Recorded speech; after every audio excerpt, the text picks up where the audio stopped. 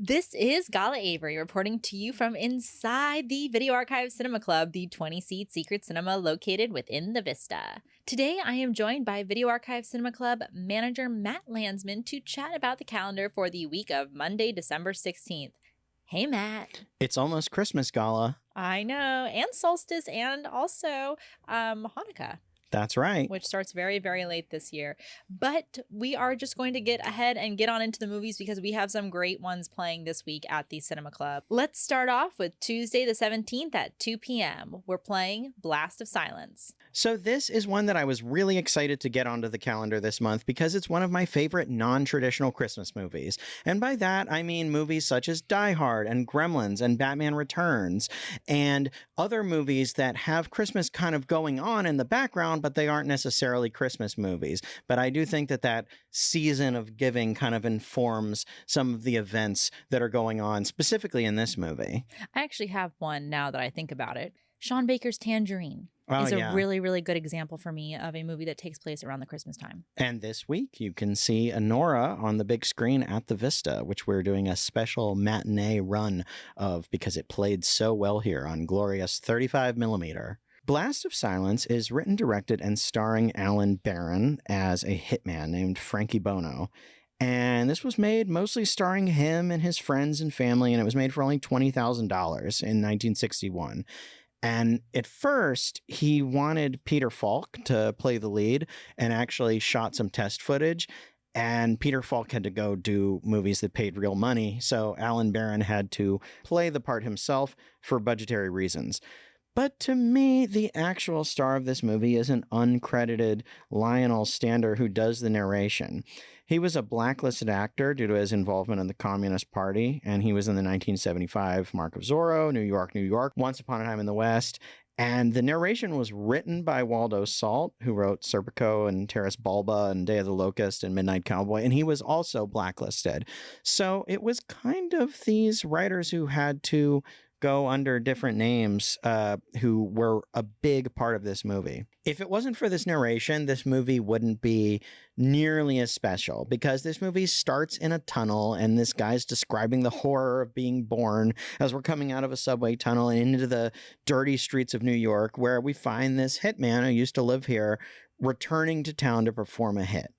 And of course, as the story goes on, his ice cold heart is softened by the presence of a beautiful woman named Lori.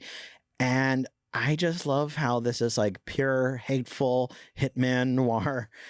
Frankie Bono's like this tired, sour guy who's seen it all. And Alan Barron, who plays him, almost looks a little bit like Robert De Niro, but the narration almost has this more Robert Forster quality to it. But it's clearly inspired by these like older noir films, maybe even some like Godard type of films, but it feels a bit like more brutal than those, a bit colder. And he just has this great sort of hateful monologue that runs across the entire movie. Like he'll describe a character saying like a mustache to hide a face with lips like a woman, the kind of face that you hate. And like I said, it was super low budget. It was filmed in New York, mostly without permits. It's like a feel-bad Christmas movie. So many shots of it is this bitter guy wearing like a trench coat, trudging through these streets, like waxing about how much Christmas sucks. And he's like walking past like choruses of people singing these like beautiful hymns about Christmas. It's really something that I think scratches that itch of the type of movie that I love, which is like these bitter sort of hitman noir movies.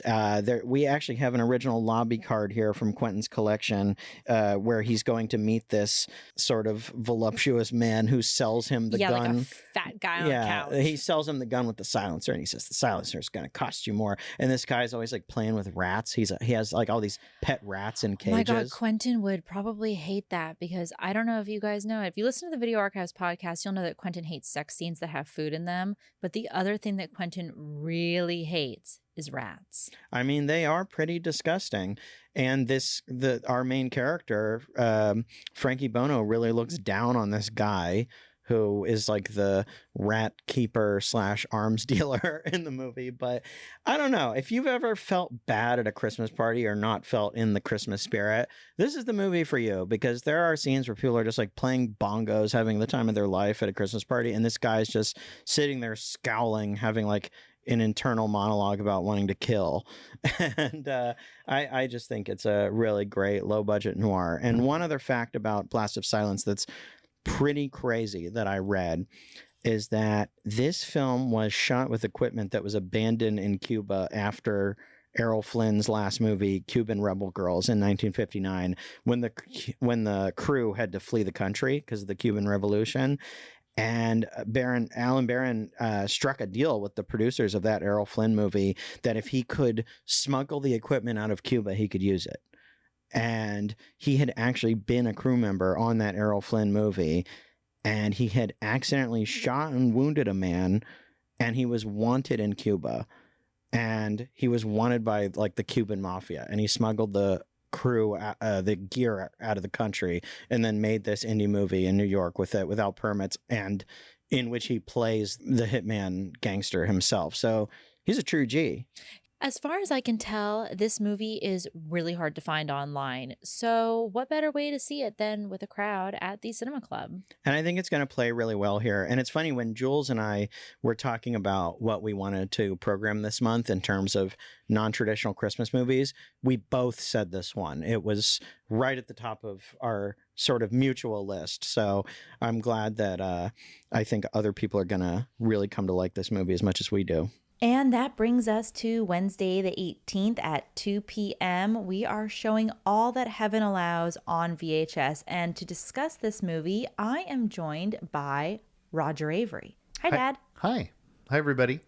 I'm super excited to be here to talk about All That Heaven Allows, Douglas Sirk's 1955. I mean, I want to call it a masterwork, but that word gets thrown around too much. This is just such a delicious movie. And maybe it's just that I'm kind of at the right age to appreciate it, but I've long talked about Douglas Sirk from a perspective of film vocabulary and grammar and how he speaks filmically, how he uses color and light and, objects within the frame to separate or unite people, to tell these kind of melodramas.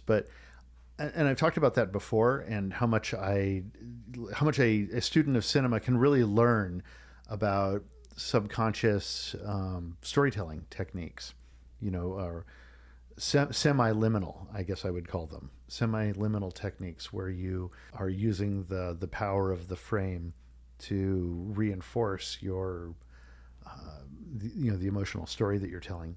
Yeah, you're encoding your movie. Yeah, with absolutely. The art of cinema. And good filmmakers do this. We see Michael Mann does this a lot. We see Ridley Scott. I don't know about recently. I haven't seen too many of the recent Alien movies. I'm waiting to gather them all together and figure them out. But I'm really, when you watch Gladiator, for example, Ridley Scott is using, Douglas Sirk technique throughout that movie to kind of present his characters and their positions, with each other. And there's one scene in particular where Russell Crowe's Gladiator character is coming into a tent, and the presentation of the frame is so clearly defined, and he's using such an obvious filmic language to kind of describe the inner struggle of the character. It's just expert filmmaking, and that is packed full of All That Heaven Allows. But what I rarely talk about in All That Heaven Allows is how absolutely delicious the melodrama of the movie is. Oh yeah, I remember the very first time we watched it, but another really big fan of the movie is my mom. Well, yeah, I mean, I don't know for everyone, but this is like a perfect, absolutely spot on, perfect date film for my wife. No, you should take, if you and your honey are looking for something to do on Wednesday the 18th at 2 p.m., you should take your girl to All That Heaven Allows. To come to, and I'll actually even make an argument for why a VHS presentation of the movie is good, because this is one of the most beautiful movies, and so some people are going to argue that to really capture those vivid colors. The reds and the yellows and Exactly. the greens. Well, you can own your Blu-ray and DVD and everything, but this is an opportunity to see a transfer of a print of that, which is a slightly, I mean, in some ways more true to the theatrical presentation, which is frankly sometimes a little washed out and dim. I mean, that was how it was back then, when a movie was actually presented. What's interesting, though, is that none of that will affect too severely the absolute strength of the performances of the film, the story that they're telling, and the dynamics, and just this world that Jane Wyman's widow character is kind of finds herself into, which is a familiar world. It's her world because she was married to an older man who dies before the movie. Yeah, so basically begins. the brief premise of the movie is that Carrie Scott, played by Jane Wyman, who is a wealthy upper class widow, falls in love with her younger, much younger, and they call him like kind of down to earth gardener, played by Rock Hudson. And the two enter into this like wonderful, explosive, honest love affair. But Jane Wyman's character feels the social pressures of her decisions. And does she choose love or does she choose the life that she's been living? That is an absolutely, like, that could have been printed on the back of a box. What it doesn't get across is, because that all sounds absolutely great and it is all absolutely true, but this is like the most extreme, like nuclear version of that of that kind of plot, because as the movie begins, she's been divorced, and I never really think of Jane Wyman as being young, but she's kind of at an age where she was married to an older guy, and he was like a party animal. Everybody keeps talking about, like, oh, we were just talking about how how funny that time was. Yeah, like it wasn't like she was married to like her high school sweetheart. She was married to an established young, man. She was the young girlfriend. She was the young, like, wife to this really wild, gregarious, rich, guy who was slightly older. And when he has passed away, she's still kind of got this whole social circle. She's got Agnes Moorehead, who's playing her kind of best friend, her bestie. Yeah, she has like the country club. She has the country She has club. her children. Oh, and she's got her daughter, Kay, and I can't remember her Gloria son's name. Talbot plays Clay. Yeah, Gloria Talbot is fantastic. I always think Gloria Talbot is like you in this movie. It's so funny. Like, watching this movie, she's exactly like you. She's and her son is played by William Reynolds. His name is Ned. Did you know she's I think she's a psychiatry. Yeah, I think she's a psychology or psychiatry major. Just like you, and she's kind of like got it all figured out. And she comes in and she's like, when she first comes home, and she's kind of walking around and like sort of in charge of everything. Her and the son kind of behave like they're completely in charge of the house, especially now that the father's gone. And both of them are kind of, in their own ways, gregarious in the way that the father was. And so it's kind of like, in some ways, it's like if I died. Yeah. And your mom, was Jane Wyman, and your mom is kind of like Jane Wyman in some ways. And she just found this kind of younger guy, but everybody in the social circle thinks that she's supposed to get together with, one of them. And in particular, somebody who's kind of appropriate, so they can kind of keep their little social thing going. And he had a best friend way back when, and who is sort of a much more boring. It's Harvey, right? Yeah, Harvey. Played by Conrad Nagel. He's a little too old, and he's like always talking about his health. He's like, it's one cocktail is my limit. He's like super steady, and in fact, it's implied that her husband was so gregarious because he describes this trophy that that they have, where that he was drinking from it, like that he was forced to drink from it by her husband. And apparently that whatever that event was, he got so like drunk and so wasted, it kind of set him off on like some years, and he eventually had to correct. And so now he doesn't like drink anymore. He was an alcoholic. Her husband is responsible for his sobriety, like basically, because he was so like intense, and he kind of expects that she's going to be with them, and then you got that smarmy guy at the party who's like hitting on her, and her world is just this treacherous, perilous place where she can't be free to just be herself. Yeah, and are any of her friends actually her friends, or is it just all social standing? Well, I think Agnes Moorehead is her friend, but Jacqueline DeWitt, who plays the kind of busybody, Mona. Yeah, Mona, who's sort of the kind of she is the perfect gossip busybody, because even when confronted with something, she has a perfect kind of comeback to it. And she is incredible in this movie, as she knows how to stir the mud perfectly and keep herself innocent, sort of, clean of it. And when Jane Wyman, discovers Rock Hudson, Rock Hudson, I think he's playing like a 19-year-old or a 20-year-old or something in this, or maybe 20. Well, he's talking about going to horticulture school because he's the local gardener. But he's inherited, apparently. He's got a mill house and the acreage. It's not like he's land. No, it's not like he's an orphan. I think his father has died recently, but and the he's gardening more like business is now him. He's like a beatnik, and she's like high society. Yeah, and because he's an orphan, though, he's really I don't know. He's got like aspirations. He wants to be an arborist.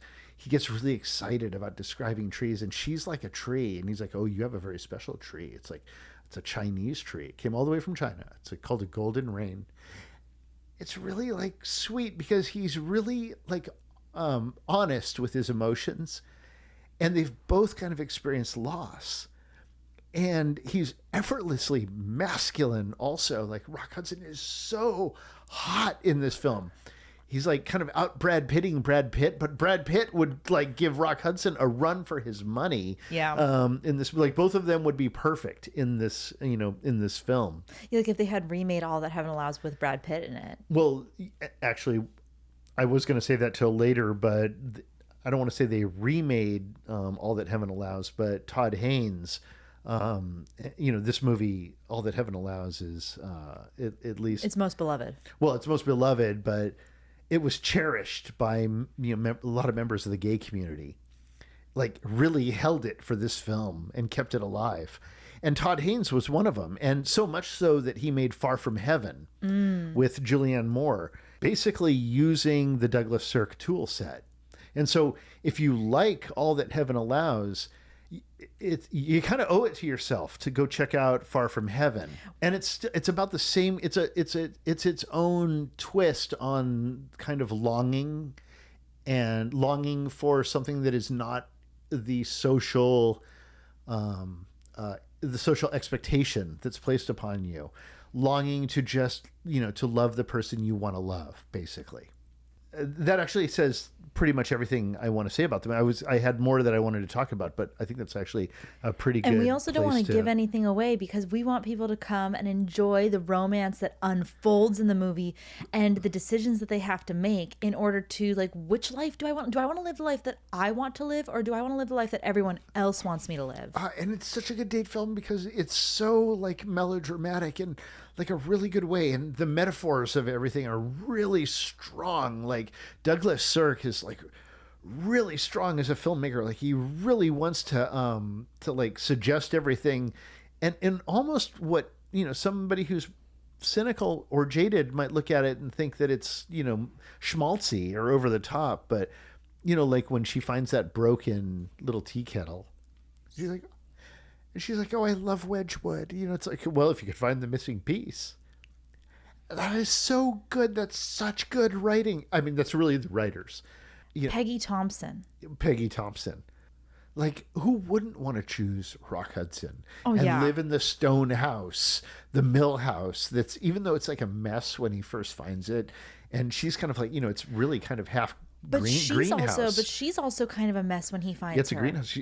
And there's a line in it where she says, well, he's like, it's a mill house. And he's like, I'm going to fix it up. And I think I'm just going to live here. And she's like, you're going to live here? And he's like, yeah, I'm going to live here. And she's like, it's nice. He's like, well, if one likes to live in a glass house, and he's like, well, that way when I sleep, I can look at the stars. I think that is so beautiful. I think that's such good writing. Like his youthful kind of exuberance, it's lifting her And out gratitude. of the shadow of death. It is such a good movie. It's such a good date film. And I think it'll be a really good presentation of the movie. Yeah, we implore you to buy a ticket to go see All That Heaven Allows at the Cinema Club, especially seeing it with 20 people. When you're in that theater, Oh, it'll be intimate. But when you're in that theater, it's intimate, and you feel the emotions of the people around you even more so because it's a smaller audience. Yeah. Well, thanks, Dad, for coming on to talk about All That Heaven Allows. Enjoy the movie. Hey, I think it's time for a snack break. Why don't we go to Pam's Coffee? Yeah, I'm kind of in the mood for Pam's today. Let's go over there and see what we find. Let's all go to the lobby. Let's all go to the lobby. Let's all go to the lobby to get ourselves a treat. Let's all go to the lobby to get ourselves a treat. You know what's so awesome about going to Pam's is that every single time you go in there, you have the chance to meet someone new. And today, Matt introduced me to one of the regulars at Pam's Coffee. Chris. Yeah, and Chris told me that he has a very specific drink that he likes to order when he's at Pam's, and he's nicknamed it the Chrisissippi. The Chrisissippi River. I had just had to ask Chris what was in a Chrisissippi River, which if you want to order it, it is chamomile tea with 2 bags, and you put a little bit of honey in it. Milk is optional, so if you like to have milk in your coffee, go ahead and put it in. You're not going to be ruining the Chrisissippi River. And while you're there, you should also get an eggnog coffee cake because it's homemade by the manager, Natalie. And even though I cannot eat it because it has egg in it, Matt has tried it. I had one today, and it was quite good and very sweet and very cinnamony and just perfect to put you in the mood for coming to the Vista and watching a Christmas classic. And remember that anything that you buy over at Pam's, you are allowed to bring into the Cinema Club with you. So make sure you go get your coffee, your Chrisissippi River, and your eggnog coffee cake before the movie. Okay, next up on the calendar, we have a very special screening, and I'm going to let Matt do most of the talking here. But I just wanted to give a shout out for Thursday the 19th screening at 7:30 p.m. because not only is this a very special movie, but it is also Matt's birthday that night. So everyone that comes down, make sure that you say happy birthday to Matt because we're playing one of his favorite movies. So I'm just going to let Matt take it away. Thanks, Gala. This is a movie known by many names. 3615 Code Pierre Noel, Deadly Games, Game Over, Hide and Freak, but I know it as Dial Code Santa Claus, directed by Renee Manzer. And while this may not have the honor of being the best movie that I have ever personally programmed in here, that award belongs to Frank Perry's The Swimmer, of course. I'm going to go ahead and say this is my favorite movie I have ever programmed in the Cinema Club. Maybe tied with Troll 2, which Gala and I both mutually love so much. And that was actually kind of the movie I think we connected on. And Yeah. kind of became friends over. Yeah, and it was special because that was, I think, the first one you saw in here, too. It was. And got to see what it's all about. So this is just so amazing. I can't overhype this movie enough. Basically, here's the premise. This movie involves something called a tell-a-tell. Do you know what that is, Gala? It's a game machine, right? So this was sort of the first inkling the public had of the internet prior to the World Wide Web, and it was developed by the French government, Telecom. And people could use these tell-a-tell portals to book train tickets, look stuff up in a phone book, maintain sort of like a mailbox of sorts. So in this movie, there's this kind of genius kid who's alone on Christmas, whose mom is like this rich girl boss, head of this department store, Printemps, which is actually a real French department store, is trying to contact Santa Claus using one of the tell-a-tell portals. And he contacts this deranged sort of Joaquin Phoenix Joker-esque mental delinquent who's using a public tell-a-tell portal. And this guy is down on his luck. He isn't right in the head. He's been fired from being a mall Santa for slapping a kid who accuses him of not being the real Santa Claus. And he ends up hitching a ride back to the kid's mom's house, the the kid lives in this big mansion in a delivery van, and the Santa guy, the guy pretending to be Santa, murders their housekeeper and breaks into the house. And really, all I think he wants to do is sort of play with the kid and have this kind of messed up game of hide and go seek. But here's what he doesn't expect. This is the 80s, and this kid is obsessed with Rambo, and the house is booby trapped to the nines. So this sort of bumbling lunatic Santa Claus proceeds to chase this kid and his grandpa and his dog through this house on Christmas. And the house is like this sprawling booby-trapped mansion with this like dreamlike toy room and these like crazy overhead shots. And the kid just keeps hilariously outsmarting this sort of tragic Santa Claus figure. And if this movie sounds familiar to you, it's because Home Alone ripped it off. So much so that the director, Renee Manzer, actually tried to sue the Home Alone filmmakers. It premiered in the U.S. in 2018, and I actually sort of credit Joe Bob Briggs for reintroducing it to the world after its American premiere. And I think it's now best known for its Vinegar Syndrome physical release, which is how we're going to be showing it, which has a really cool embossed cover. There's no NTSC tape release. Trust me, I've looked. Maybe there's a Japanese release, but there's no U.S. tape. This movie is just fantastic. It's creepy, it's violent, it's seasonal. I think it's an actual masterpiece and one of the greatest Christmas movies of all time. Our mutual friend Slime the Garbage Man, aka Walker, Yes, has been trying to get me to watch this for years, basically ever since I met him. So I should have known, since you guys connected over so many different kinds of movies, that you would have also loved this title. You kind of feel bad for the Santa guy in this movie. It's not quite as sort of two-dimensional as in All Through the House, the famous Tales from the Crypt segment that was in the Amicus film that Fred Decker actually readapted into the television version of Tales from the Crypt, I think, which Zemeckis directed, which has sort of a similar conceit, but this Santa has like a real layer of tragedy to him. And of course, this movie invokes analog technology in a really interesting way, and it's French. I just can't love on this movie enough. Honestly, what's interesting about it is just, I haven't seen this movie, but from the title, Deadly Games Dial Code Santa Claus, I think at first you think that Santa Claus is going to be kind of playing the games with him, but it kind of sounds like he's the one that's going to be playing the games with Santa. Oh yeah, this kid is badass. This kid looks like he's kick-ass. I have a feeling that this is going to sell out quickly. So I think people should go and get their tickets ASAP, especially since it's Matt's birthday. So anyone that comes, make sure you say happy birthday to Matt. Can't say it enough. Thanks, Gala. And that takes us to our next double feature, which was a Jules pick of Larceny and The Man I Love. And this one, we're actually splitting formats between a disc for the first half and a tape for the second half. So Larceny is directed by George Sherman, and it stars John Payne, Joan Caulfield, Dan Duryea, and Shelley Winters. And okay, so basically, this is kind of like a tough noir film, and it's all about a guy who's like a no good rat who capitalizes on post-war patriotism and grief, and he's kind of set his sights on this widow played by Joan Caulfield, and he's going to pretend to be one of her husband's war friends in order to basically get all of her savings into this non-existent memorial. And so he's just like scraping her for all the money he has. But what he doesn't expect is that he's going to fall in love with her throughout the adventure.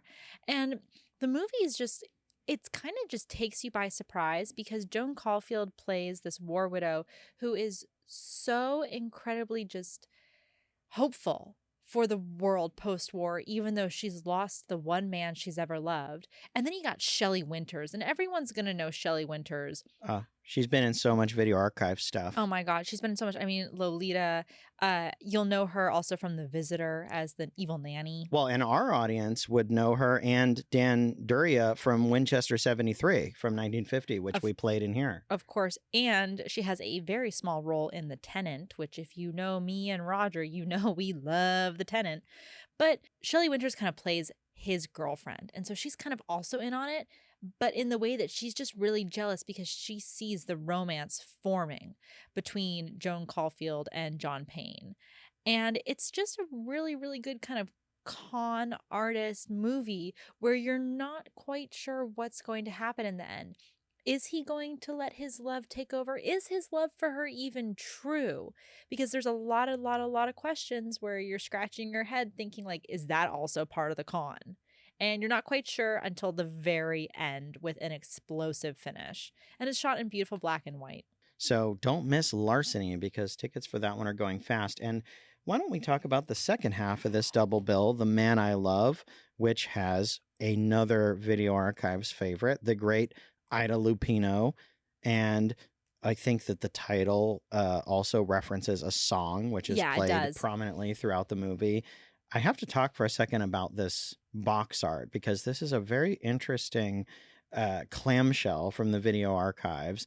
Actually, I believe this one is from the Eddie Brandt's collection based on a sticker on the top. Let's look at the inside.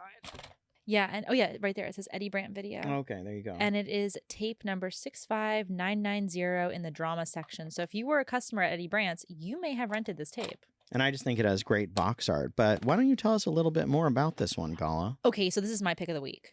Wow. This movie was really, really gripping and interesting. So I love noir. Normally, I like crime noir, specifically heist noir. And then even if you want to go further into it, I love heist gone wrong noir. This is none of those. Ida Lupino plays this singer called Petey Brown, and she's kind of been away from her family, and she has gotten really, really down in the dumps because, lo and behold, she is homesick. And none of her singer friends know that she has a family. So Ida's character, Petey, ends up going home for the holidays where she discovers that her two sisters, her brother, and the neighbor's wife are all entangled in various ways with the shady nightclub owner, Nikki Tereska, who is played by Robert Alda. Petey's tough. Petey's like, I've been on the streets, I've been in the bars, I've sang the jazz clubs, I can handle myself. And so when her sister, whose husband is a war veteran, who's actually locked up in the loony bin, is getting kind of like aggressed by Tereska, she steps in and she's like, you know what? I'm going to take that dress that Tereska gave you and I'm going to wear it to the club. And I'm going to go and get a job actually singing at Tereska's club to kind of protect my family because her sister's being kind of aggressed by him. Her brother is now employed doing odd jobs for this mobster, which she doesn't really like. And then the neighbor's wife, you find out later what's going on with her. So she gets this job and Tereska kind of immediately falls in love with her because she's this tough broad and she's a beautiful singer and a beautiful lady and she just gets it done. After she gets a job with Tereska, everything's going kind of great and wild and fun in her life until her brother gets into a fight with a man at a bar, at a different jazz bar. So Petey goes down there to bail out her brother so that Tereska doesn't find out, only to discover that her brother has used his silver tongue in order to weasel his way out, and he's got the other guy in jail. Petey has a conscience, and so she decides to bail the gentleman out, doesn't talk to him after, but what she doesn't know is that this event is going to change the course of her life forever. And I don't want to give anything away about the romance in the movie or the entanglements because part of the joy of this film is discovering this as it goes. And when you uncover it, you just get gripped deeper and deeper and deeper into the characters and you start really wishing for them. And a part of me kind of started liking Tereska and I didn't know what to do with myself when that happened and I felt conflicted. But this movie is all about the man that Petey loves, and you just got to come and watch and figure out exactly which man it turns out to be. And the people who come and see this double feature are actually in for a treat because they will get to see original collectible lobby cards from The Man I Love from Quentin's collection. And it's funny how many characters in this movie have these interesting sort of heart shapes drawn on their cheeks. Can I see those?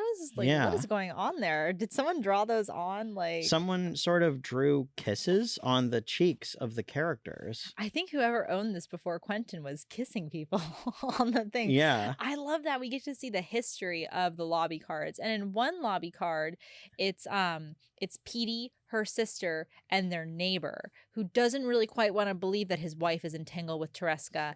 And in the other lobby card, we have one of the more exciting moments of the movie, which I won't give away, but if you see the lobby card, it's not going to spoil anything. You're still going to just want to see it. And I love this kind of the blue title treatment and the man I love in quotes, because it is one of the songs, and the singing in the movie is really, really excellent. And I just had such a great time, and I loved watching it. So that's my pick of the week. So if you want to come and see it, along with Larceny, come down on Friday the 20th at 7:30 p.m. Now for our last show of the week, Saturday the 21st at 7:30 p.m. It's a double feature of Santa Claus Conquers the Martians and Rene Cardona's Santa Claus. So Santa Claus Conquers the Martians is a classic sci-fi B movie that many people discovered via Elvira. It's a 1964 film, and it was directed by Nicholas Webster, and it stars John Call as Santa Claus, and it's basically a Kidnap the Santa Claus movie where these Martians don't like that Santa Claus is influencing children in a positive way, and they want to kidnap him because he is a negative influence on Martian children.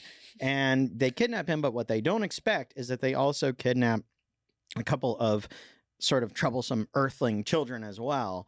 And those kids really make it hard for the Martians to get away with their kidnapping plot for Santa Claus. So this is a really fun family movie. It's very of its time. It feels very 60s. A lot of the production design actually reminds me a lot of the Adam West Batman. And we have an original one sheet of it here in the Cinema Club for you to take a picture of. But one of our real treats is the second movie on this double billing. And I'm telling you guys, if it was not Solstice on the 21st and I was not watching Sonic 3 at this very moment, I would be here in the Cinema Club to watch Rene Cardona's Santa Claus, because I have wanted to see this movie forever. And I am so excited that it's on the calendar. This movie is absolutely insane. Let me tell you about this movie, because Jules picked this one and I discovered it through that, and I had never seen it before, and I was absolutely taken aback by this movie. First of all, it's in glorious Eastman color, as the poster indicates. Absolute favorite stock. And basically, here's what's going on in this movie. Santa Claus is sort of a godlike figure who lives in sort of a watchtower castle in space above Earth. And from the first minute of the movie, he starts performing on some sort of organ with all these, like, It's a Small World children. And he's like programming music from different countries and like beaming in children to sort of like come and dance for him. And then they even have little Russian kids singing. So you would love that. Of course I would. Are they singing in Russian? Yes. Oh my, I cannot wait to see this. This is a nightmare vision of hell, this movie. I can't wait. I cannot wait to see. I am sold. I'm here. Even though he's conquering the devil, the stuff with Santa himself doing nice Santa things, even that feels like vaguely sinister to me. So basically, Lucifer, who in this is not the devil, sends the devil, who's named Pitch, like the devil is a lesser demon that works for Lucifer, to Earth to kill Santa. Oh my God. And why is Pitch doing this? Because if he doesn't do it, the devil, or Lucifer, will make him eat chocolate ice cream. And he says he can't eat chocolate ice cream due to his sensitive digestive system. So the rules of this world are really weird. Santa can only go down to Earth on Christmas Eve, and the devil basically is doing this thing where he's going up to kids. He's like a man in a devil suit, and he's whispering in their ears, telling them to do bad things. Like he tells this little girl who's too poor to have a doll that she should like steal a doll. Oh, that's on the cover of the VHS. And people around them can't like see the devil, but the little kids can. But Santa can also see them. He's like watching from like a telescope up in space. So the devil will start telling kids to do evil things, and Santa will be like, "Don't do it, child." And then the kids won't do it, and the devil will be like, "Drat." So there's a really, really nightmarish scene where this girl who can't afford the doll has a dream, which Santa is somehow able to see, where these evil dolls are tempting her to steal them. And Santa's like up there hanging out with like this weird version of Merlin. The thing is, this is like a fantasy take on this character. It's trying to be like epic high fantasy, reinventing Santa as a mythical figure, but it's just so weird. And at times just dreamlike and strange. And ultimately, when Christmas Eve comes around, Santa comes down to Earth to deliver the presents, as he does. And now there's this disembodied narrator that is sort of just like explaining everything that's happening as the devil is trying to thwart Santa by taking away his gadgets and sicking dogs on him. And it's almost like a sports commentator, like talking about like a football game or a wrestling match. Like it's like, oh, now Santa's coming down the chimney. Oh, but the devil sees him coming. Like they're And the devil sees him coming and he's getting his gifts out and he's going to give them a wallop. It's literally like that. And they're playing Jingle Bells the entire time. The entire like last third of this movie, they're playing Jingle Bells. And it gets really dark. The devil actually gets in the heads of this entire family and tells them at one point to kill Santa with guns. And then he's like a dangerous prowler. Oh my gosh. So they all like grab their rifles and start like hunting Santa. And the commentator is like, what's Santa going to do now? So question, is this movie in English or is it in Spanish? It's dubbed in English. Okay, so we got a dub. And you can tell that it's dubbed. Like the lip sync doesn't quite match up, which I think just adds to like the weirdness and the charm. But knowing that Gala likes the subgenre of destroying the devil, I think that you would really and Eastman Color. I like you would Eastman just Color. love this movie. I love destroying the devil. I also love. We've covered a lot of Rene Cardona Jr.'s movies on the podcast. So this is obviously his father. So I'm so interested in that. I love Mexican cinema. This movie has my name written all over it. I'm telling you, if I hadn't already got my tickets to go see Sonic 3. I'd be here to see this, so maybe I'm going to have to pop this on tonight because this just sounds amazing. Incredible. I can't recommend this one enough. It's just a total brilliant piece of Discovery cinema, so thank you, Jules, for programming it. And that about wraps up our week. Remember, guys, patrons get this episode one day early for free over at patreon.com/video archives. If you'd like to get your tickets to any of these shows, you can do so at VistaTheaterHollywood.com. And as always, follow them on Instagram at Video Archives Club or Twitter at Archives Club for updates on show times and formats. All right, guys, see you next week. And don't forget to leave out your VHS tapes for Santa Claus. Yeah, because he wants to watch one. This calendar episode was produced by the Video Archives podcast and hosted by Gala Avary and Matt Landsman. Additional audio editing by Eric Clapp. Find even more of Video Archives on our Patreon, patreon.com/video archives. Copyright 2024, all rights reserved.